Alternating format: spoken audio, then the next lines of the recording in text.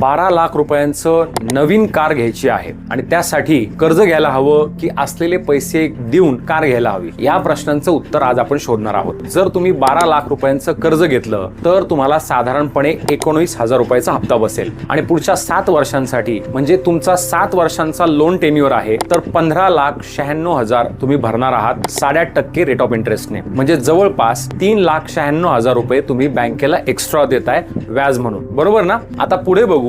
जर तुमच्याकडे असलेले 12 लाख रुपये इन्व्हेस्टमेंट फक्त 8%, 10-12% नाही, म्हणजे फक्त 8% आणि तुमचं कर्ज होतं 8.5% म्हणजे त्याही पेक्षा कमीने आपण जर केलं तर काय होईल तर पुढच्या 7 वर्षांमध्ये तुमच्याकडे जवळपास 20,56,000 रुपये जमा होतील आणि त्यातून जर 15,96,000 वजा केले तर तुमच्याकडे 4,60,000 रुपये नेट उरतील. हा तुमचा फायदा झाला. आणि 12 लाखांची गाडी तुमच्या घरात येईपर्यंत फक्त 7,40,000 रुपये. तुम्हाला नक्कीच कळलं असेल, कर्ज घेऊन कार घेणं चांगलं की आपल्याकडे असलेल्या पैशातून गाडी घेणं चांगलं. आता हा व्हिडिओ अशा मित्राला पाठवा ज्याला गाडी घ्यायची आहे कॅश मध्ये. आणि तुम्हालाही असंच फायनान्शियल प्लॅनिंग करायचं असेल तर खाली दिलेल्या नंबरला आमच्याशी संपर्क करा. आम्ही तुमचा छान गोल बेस्ड पोर्टफोलिओ डिझाईन करून देऊ. Have abundant life. धन्यवाद. थँक्यू.